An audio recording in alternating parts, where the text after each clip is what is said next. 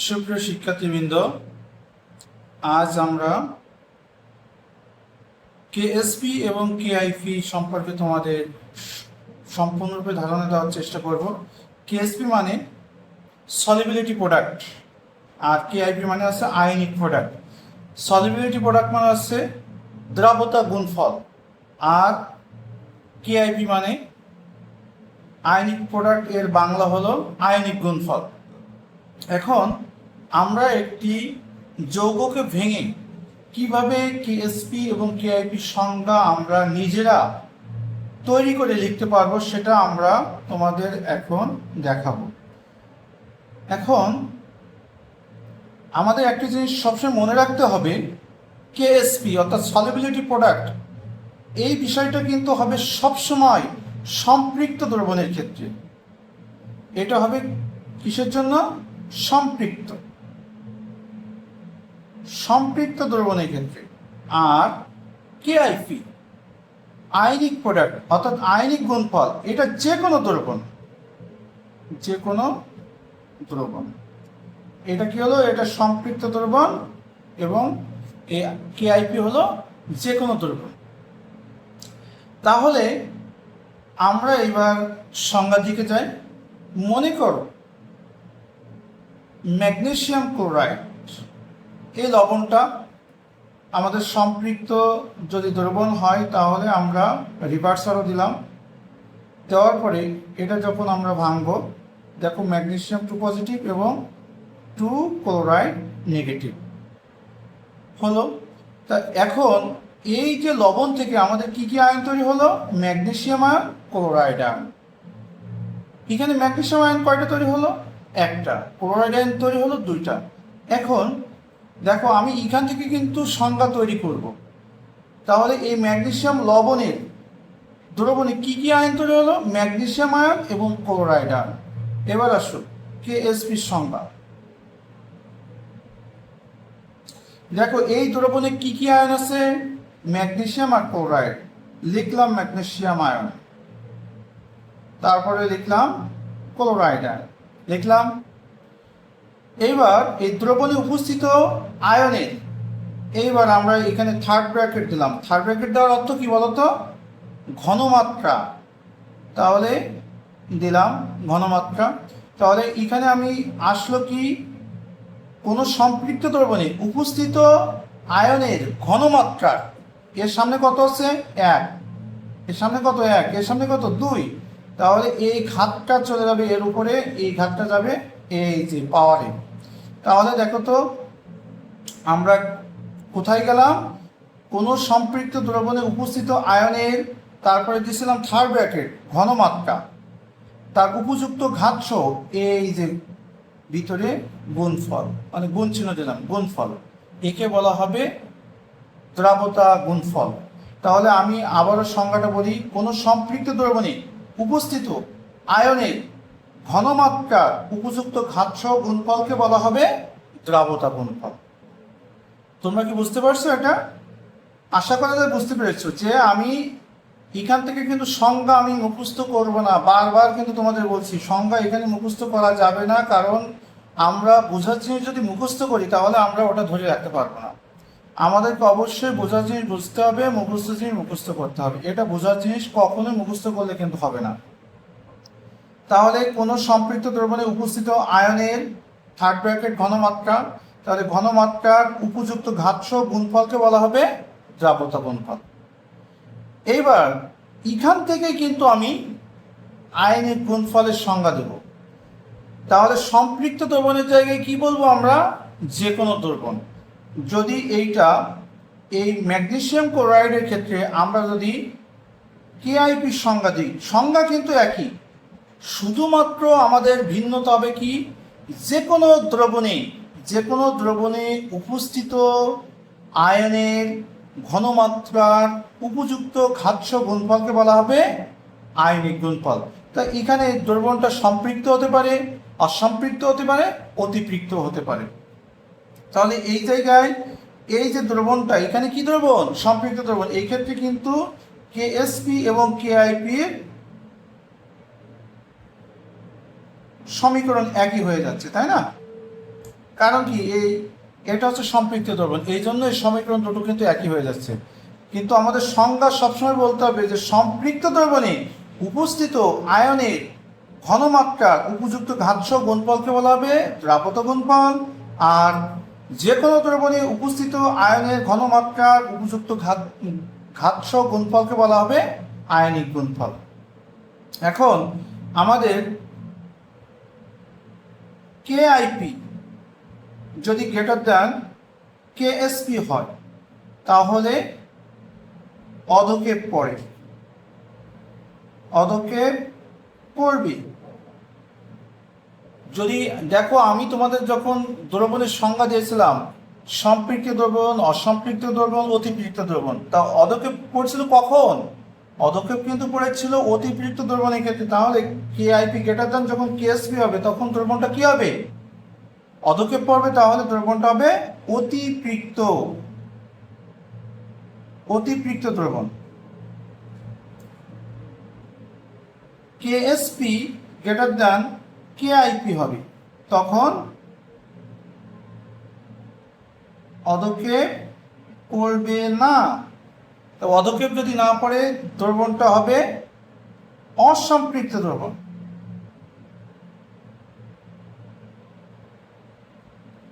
আর KSP সমান সমান KIP হলে দ্রবণটা হবে সম্পৃক্ত দ্রবণ। এই তিনটে কন্ডিশন কিন্তু তোমাদের মনে রাখতে হবে, কারণ আমরা সামনে যে অঙ্ক করার নিয়ম শিখাবো তোমাদের, সেখানে এই তিনটে কন্ডিশন খুবই খুবই ইম্পর্টেন্ট, এবং এখান থেকে কিন্তু অঙ্ক 100% তোমাদের এইচএসসি পরীক্ষা আসবে ইনশাল্লাহ। তাহলে আমাদের এখানে শর্ত তিনটা, কেআইপি গ্রেটার দেন যখন কেএসপি হবে তখন অধক্ষেপ পড়বে, দ্রবণটা হবে অতিপৃক্ত। কেএসপি গ্রেটার দেন যখন কেআইপি হবে তখন অধক্ষেপ পড়বে না, দ্রবণটা হবে অসম্পৃক্ত। কেএসপি সমান সমান কেআইপি হলে দ্রবণটা হবে সম্পৃক্ত।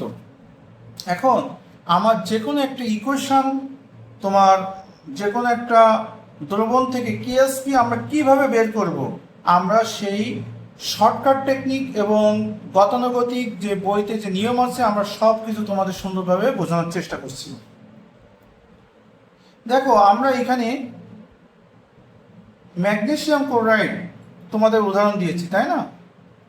ম্যাগনেসিয়াম ক্লোরাইড দিয়েছি উদাহরণ। তাহলে ম্যাগনেসিয়াম ক্লোরাইডটা তোমরা ভাঙো, প্লাস 2 ক্লোরাইড নেগেটিভ। তাহলে দেখো এখানে কেএসপি, কেএসপি যখন আমরা নির্ণয় করব তখন এই জায়গায় প্রথমে আসো, এই ম্যাগনেসিয়াম ক্লোরাইডের সামনে কত আছে? 1। আমরা প্রত্যেকের ক্ষেত্রে আমরা এর দ্রাব্যতার জন্য এস এস এইভাবে আমরা দিয়ে দেব, এস এস এস। এখানে ম্যাগনেসিয়াম ক্লোরাইডের সামনে এস দিলাম, ম্যাগনেসিয়াম আয়নের সামনে এস দিলাম, ক্লোরাইডের সামনেও এস দিলাম। এইবার ম্যাগনেসিয়াম ক্লোরাইডের সামনে কত আছে দেখো তো? 1। তাহলে এস এর সামনে 1 দিলেও যা, না দিলেও তাই। এবার এই ম্যাগনেসিয়াম 2 পজিটিভ এর সামনে কত আছে দেখো তো? 1। এস এর আগে 1 দিলেও যা, না দিলেও তাই। এইবার ক্লোরাইড আয়নের সামনে কত আছে দেখো তো? 2। তাহলে এর সামনে এই 2 দিয়ে দিলাম। এইবার কেএসপি সমান সমান ম্যাগনেসিয়াম 2 পজিটিভ এর সামনে কত আছে? 1। তা ঘাত 1 দিলেও চলে, না দিলেও চলে, তো দিয়ে দিলাম প্রথম অবস্থায় যেহেতু। এরপরে আসবে ক্লোরাইড আয়ন, এর সামনে কত আছে? 2। তাহলে ঘাত 2 দিয়ে দিলাম। এবার দেখো ম্যাগনেসিয়াম আয়নের মান কি? এস বসালাম। ক্লোরাইড আয়নের মান কি? 2s, এর পাওয়ার কত? 2। তাহলে দেখো তো s ইন্টু 4s স্কোয়ার, তার মানে কি 4s3। তাহলে ম্যাগনেসিয়াম ক্লোরাইডের ক্ষেত্রে কেএসপি আমরা কিভাবে নির্ণয় করব এটা দেখালাম। এখন যদি তোমাদের অ্যাডমিশনের সময় এত কিছু করার কি সময় আছে বলো? সময় নাই। তাহলে আমরা কিভাবে শর্টকাট টেকনিকটা আমরা এখানে অ্যাপ্লাই করতে পারি? অথচ এই শর্টকাট কিন্তু একটা টেকনিক নয়, এটা একটা বইতে আছে তোমাদের এইচএসসিতে। তোমাদের তো বোর্ড কর্তৃক অনুমোদিত 8-9টা বই আছে, তার ভিতরে যে কোনো একটা বইতে এটা কিন্তু আছে। তা আমাদের তো এত বই পড়ার তো সময় থাকে না, এজন্য তোমাদেরকে সুন্দরভাবে গুছিয়ে পড়তে গেলে সকল বইয়ের সমন্বয়ে যে লেকচারটা যিনি দেবেন তার লেকচারটা তোমরা একটু বেশি করে ফলো করো। এখন দেখো এখানে আমরা এই বিষয়টা শর্টকাট ভাবে আমরা কি করব, দেখো কেএসপি, দেখো ম্যাগনেসিয়ামের সামনে কি আছে, কত আছে বলো তো, 1, তাহলে আমরা এই 1 এর উপরে 1 দিলাম, ইনটু ক্লোরাইডের সামনে কত আছে 2, তাহলে 2 এর উপরে 2 দিলাম, যেটা আছে তার উপরে তাই দেবো কিন্তু, ইনটু এস, এস এর উপরে এই ম্যাগনেসিয়ামের সামনে যেটা আছে 1 আর ক্লোরাইডের উপর সামনে কি আছে 2, এই দুটো আছে যোগ করে দেবো। তাহলে দেখো তো এখন কি হলো 1 × 4 × s3, তার মানে 4s3। শর্টলি কিন্তু আমরা নির্ণয় করতে পারলাম। দেখো তো এই টেকনিকটা তোমাদের কাছে অবশ্যই অনেক উপকৃত হবে। এখন শুধু এটা নয়, আমরা এবার দেখব, দেখো মনে করো যে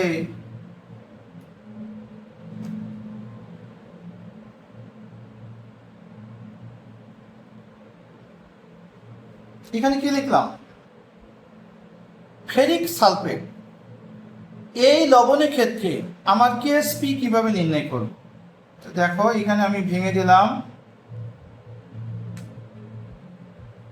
2 iron 3 positive plus 3 sulphate 2 negative. এখন দেখো আমরা দেখব প্রত্যেকের সামনে আগে এস দিয়ে দাও, এস এস এস। এবার দেখবো এই যোগের আগে কত আছে 1, তাহলে এস এর সামনে 1 দিলেও চলে, না দিলেও চলে। এইবার দেখো এই যে ফেরিক আয়নের সামনে কত আছে 2, তাহলে এই এস এর সামনে আমরা 2 দিয়ে দেব। এবার সালফেটের সামনে কত আছে 3, তাহলে এর সামনে আমরা 3 দিয়ে দেব। এবার আসো কেএসপি, তাহলে এই আয়নটা লেখো, ফেরিক আয়ন, এরপরে সালফেট আয়ন। এখন ফেরিক আয়নের সামনে কত আছে দেখো তো 2, তার মানে এর ঘাত কত হবে বলো তো 2।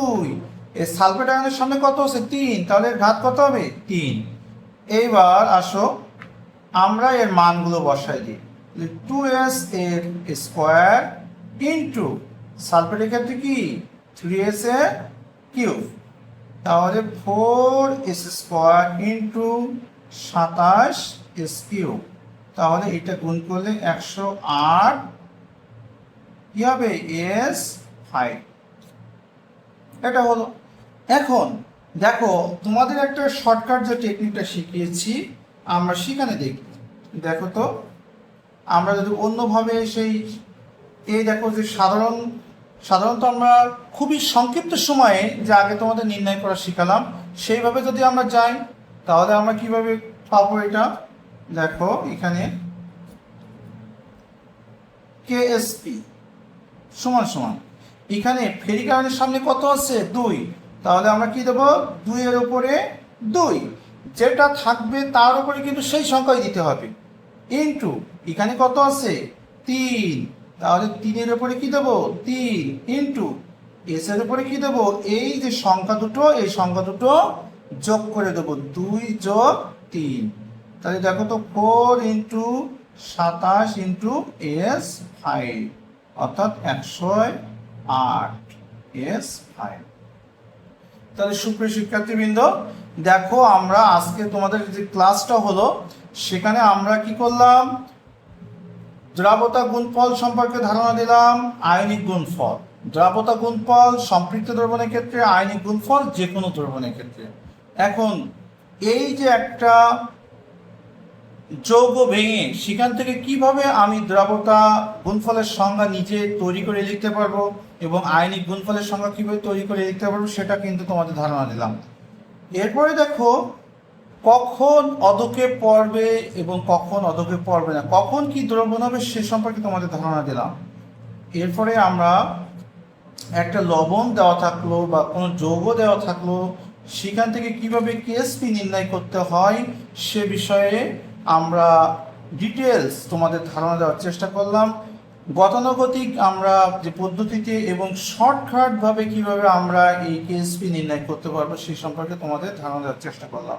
তা আশা করা যায় তোমরা অনেক উপকৃত হবে এবং সামনে যে ক্লাসগুলো হবে তোমাদের 100% এইচএসসিতে কিন্তু এই অংশ থেকে কমান আসবেই আসবে ইনশাল্লাহ। তাহলে তোমরা সামনের ক্লাসগুলো দেখবে এবং এই ক্লাসটা তোমাদের উপকৃত হলে তোমরা অবশ্যই আমার ইনবক্সে তোমরা মেসেজ করবে, কমেন্টস করবে যে আমাদের ক্লাসটা কেমন হচ্ছে।